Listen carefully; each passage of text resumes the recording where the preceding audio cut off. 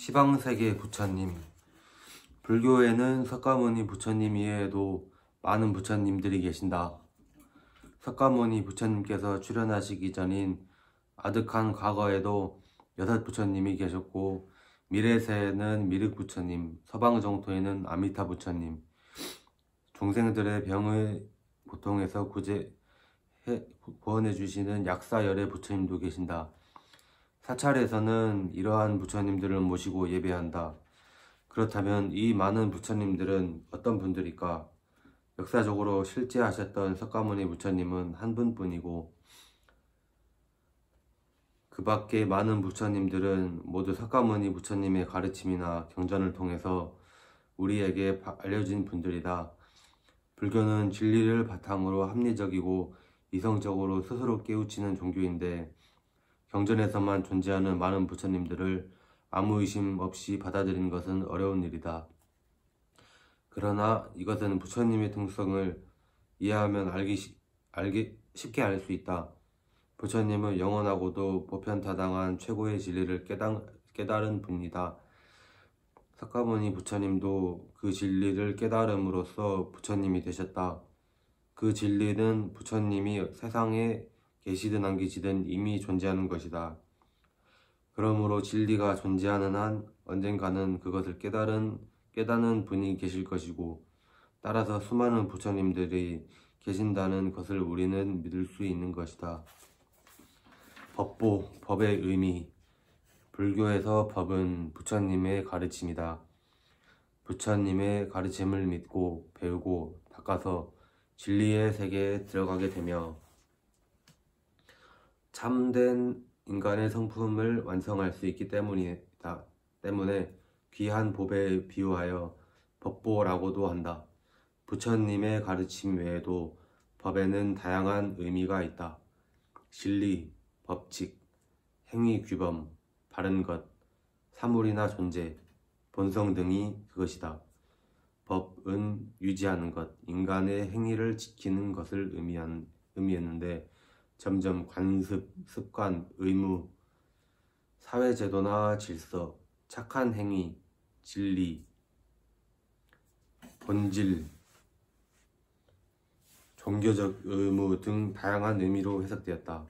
왜냐하면 본래 석가모니 부처님께서 깨달으신 진리가 바로 이 세상이 유지될 수 있는 근본 이치, 즉 법이기 때문이다.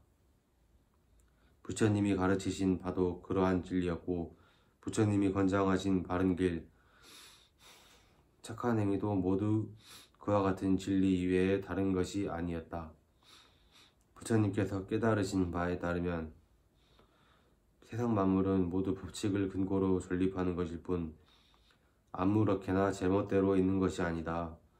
불교의 진리를 법이라고 하는 것은 부처님께서 깨달으신 진리가 바로 세상의 만물의 근본 이치이기 때문이다. 삼법인. 부처님의 가르침은 우리 삶의 문제를 해결하여 인간 본래의 참된 모습을 찾도록 인도한다. 삶의 문제는 현실의 문제다. 그래서 부처님의 가르침은 현실에 대한 정확한 이해와 관찰에서부터 시작했으며, 구체적인 가르침이 바로 삼법인이다. 법인이란 진리라는 말이다. 도장을 찍는다는 것은 분명하고 확실하여 틀림이 없음을 나타낸다. 즉 삼법인은 세상 모든 존재들이 공통적으로 가지고 있는 특성을 밝힌 가르침이다. 이며 이 3가지 진리야말로 분명하고 확실한 진리라는 의미이다. 첫 번째는 재행무상이다. 세상의 모든 존재는 계속 변화하기 때문에 항상 영원한 것은 아무것도 없다. 어제 핀 아름다운 꽃이 오늘 아침 가느다란 미풍에 속절없이 떨어진다.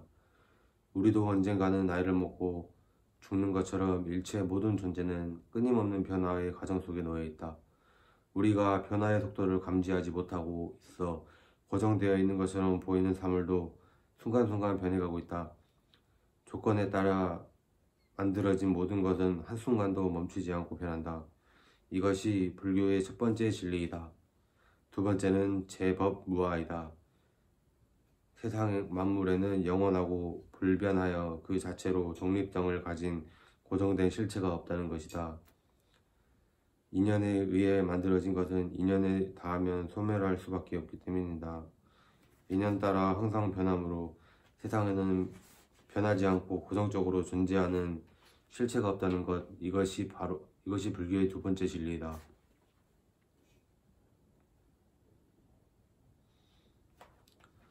만약 나의 고정불변하는 실체가 있다면 현재 나는 나로서 고정되어 있어 변화란 있을 수 없을 것이다.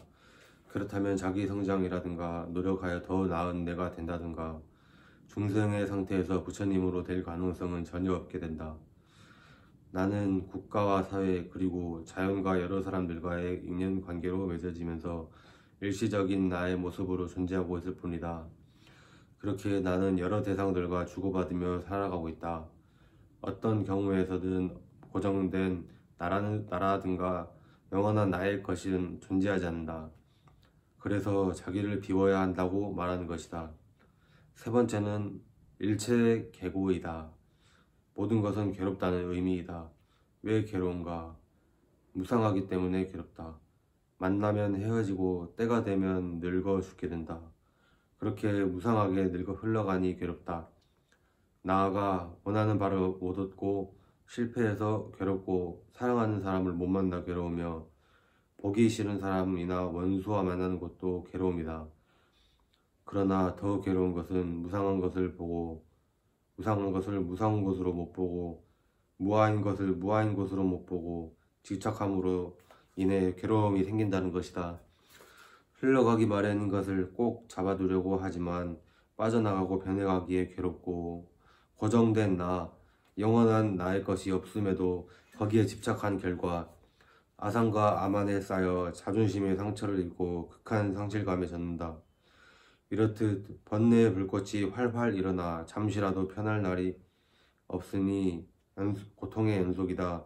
이것이 불교의 세 번째 진리이다.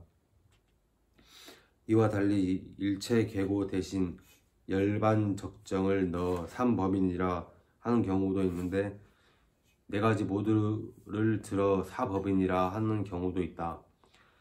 열반적정이란 불교에서 가르치는 이상적인 경지인 열반만이 모든 고통이 사라진 참으로 고요하고 안온한 상태라는 것이다.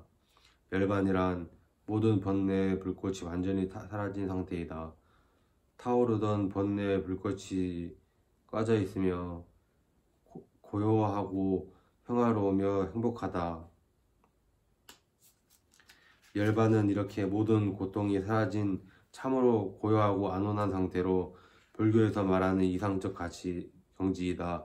열반과 유사한 개념이 해탈이라는 말이다. 해탈은 모든 번뇌의 속박에서 벗어나 자유롭게 된 상태를 뜻한다. 이러한 열반과 해탈을 얻기 위해 불자들은 사찰과 가정에서 신행생활을 하며 도를 닦아 나아가는 것이다. 사성제 8정도. 사성제는 고통에서 벗어나 깨달음으로 가는 네 번째 거룩한 진리라는 의미이며 사제라고도 한다. 제는 진리를 나타낸다. 네 가지 진리는 고집멸도이다. 첫 번째 성스러운 진리는 고성제이다. 부처님께서는 모든 것은 고통이라고 말씀하셨다. 세상을 사는 것 자체가 고통의 연속이라는 것이다. 만나고 헤어지면서 이별의 아픔이 몰려오고 너와 나의 관계가 원활하지 못하여 갈등과 번뇌가 일어난다. 그리고 살아가고 있지만 사실 살아가는 길이 결국 죽음의 고통으로 가는 게 있다. 특히 생로병사의 고통은 누구나 피할 수 없는 인간의 괴로움이다. 어떤 사람은 세상에는 기쁨과 즐거움도 많은데 왜 인생이 온통 고통이냐고 반문하기도 한다. 그러나 세상의 기쁨과 즐거움은 잠깐일 뿐 결국 사라져서 완전히 영원한 것이 아니기 때문에 그렇게 크게 보면 고통에 포함된다. 이렇게 고통스러운 현실이지만 우리는 현실의 달콤한 쾌락에 젖어 고통을 망각하거나 애써 잊으려 하기도 하고 고통에 절망하여 극단적인 선택을 하기도 한다. 그러나 그것은 고통을 해결하는 방법이 아니다.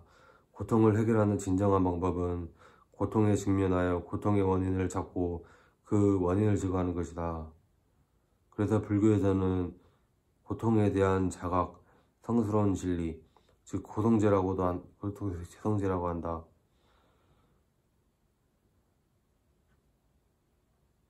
두 번째 성스러운 진리는 집성제이다. 집은 불러 모은다라는 의미이고,